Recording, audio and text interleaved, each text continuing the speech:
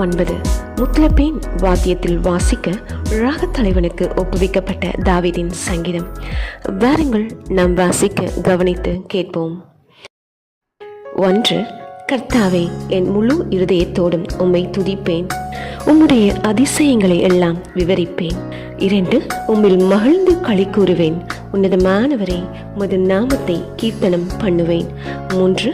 என் சத்துருக்கள் பின்னாக திரும்பும் போது உமது சமூகத்தில் அவர்கள் இடருண்டு அழிந்து போவார்கள். 4.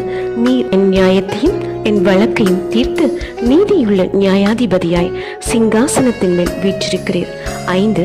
ஜாதிகளை கடிந்து கொண்டு துன்மார்க்கரை அழித்து அவர்கள் நாமத்தை என்றென்றைக்கும் இல்லாதபடி குலைத்து போட்டீர்.